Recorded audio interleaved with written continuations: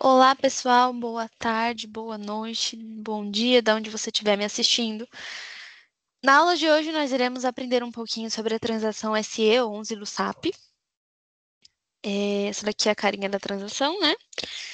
E essa transação, basicamente, ela armazena, né, tabelas do SAP, que armazenam dados, obviamente, estruturas, que armazenam dados, mas não muitos dados, apenas em linha. Então, por exemplo, apenas um dado e no momento da execução de um programa, por exemplo.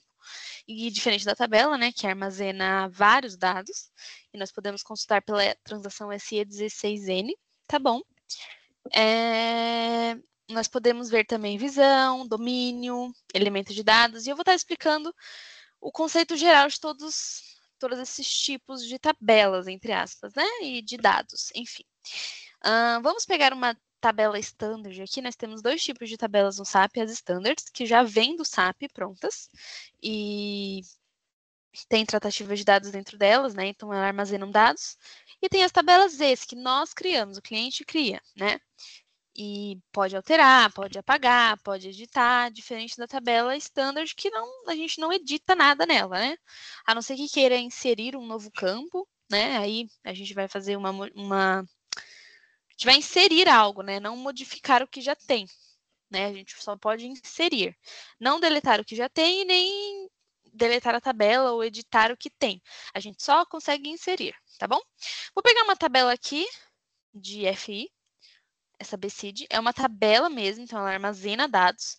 Tanto que se a gente vier aqui nessa E16N, para consultar os dados dela, a gente vai trazer aqui, ó.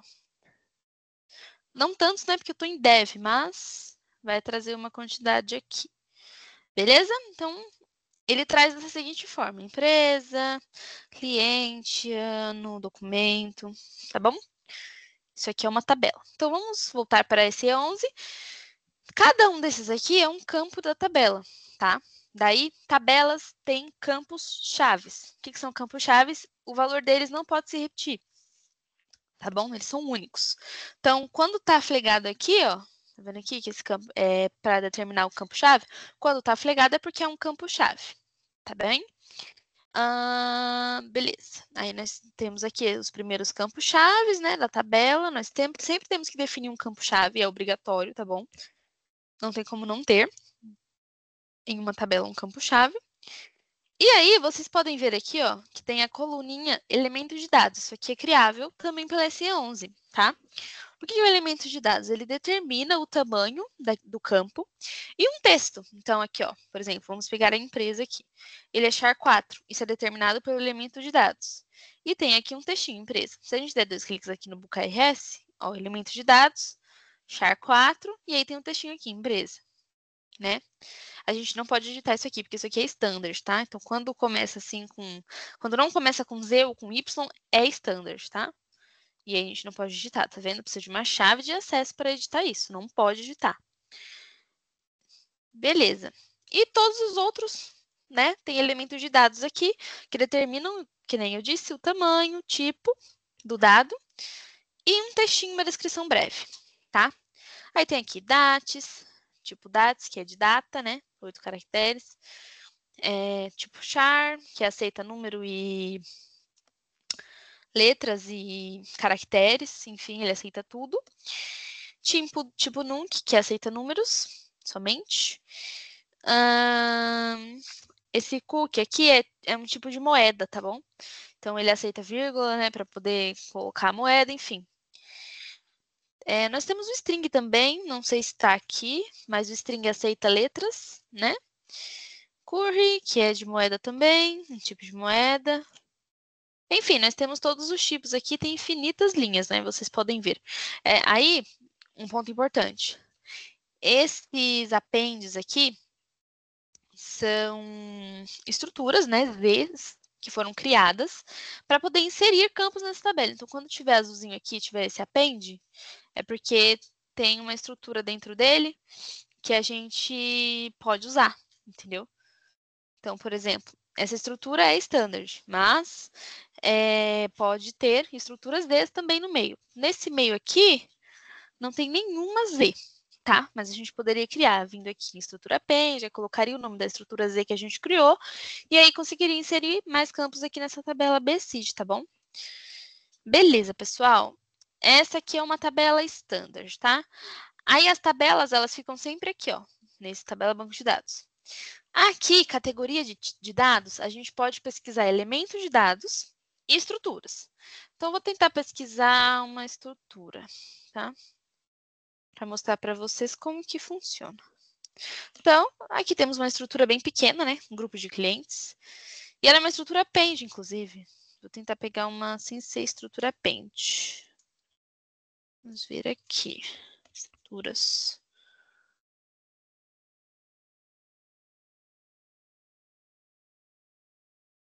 Uma estrutura normal aqui, tudo bem.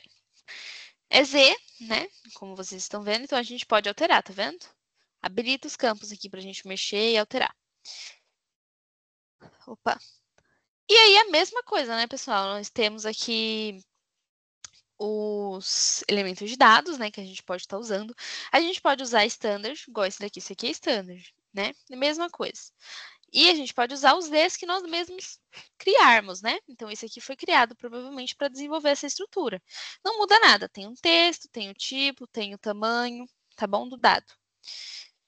Então, não vou criar nenhuma tabela, mas vou dar um overview aqui para vocês, para poder navegar sobre essas abas, tá? Aqui, características, é o usuário que criou, o dia que criou, né? O idioma e o pacote no qual a tabela ou a estrutura, enfim, está. Componentes aqui é os campos, né? Que tem.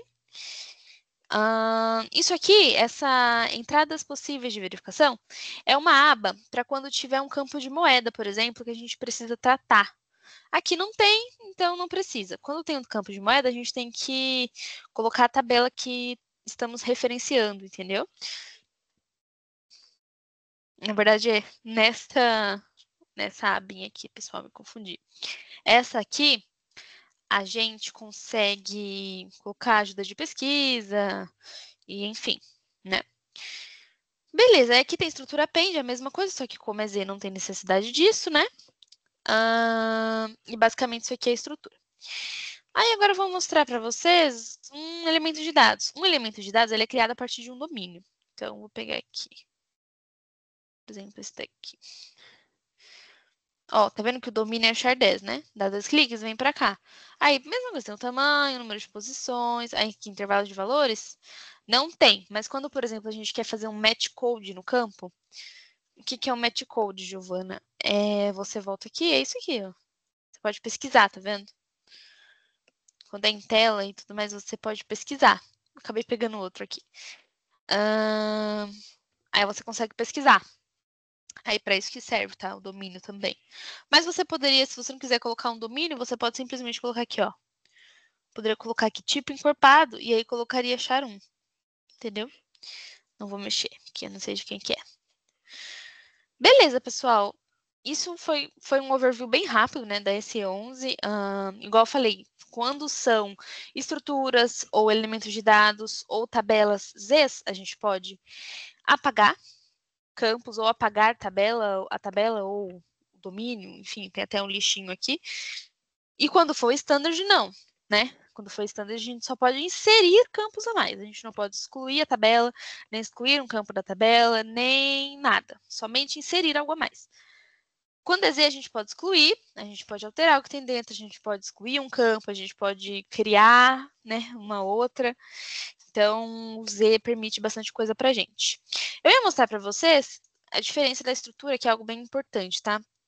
Para a tabela. Vocês viram que eu consegui mostrar a tabela para vocês lá na SE16N, né? Então, eu vou pegar aqui a estrutura. Deixa eu ver se essa estrutura é válida. Beleza. E vou tentar pegar ela nesse 16N para vocês verem que não traz. Tá legal? Porque não carrega, não tem dados dentro dela. É em tempo de execução, tá vendo? Ó? Categoria incorreta. Então, não.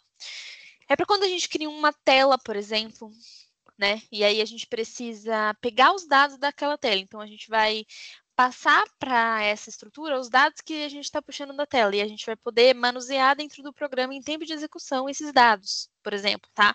Mas ela não armazena dados. O que armazena dados é tabela transparente. Ponto.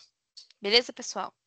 Então, essa foi a nossa aula. Se vocês têm alguma dúvida, alguma pergunta sobre o tema, é só mandar nos comentários que eu vou responder, tá bom?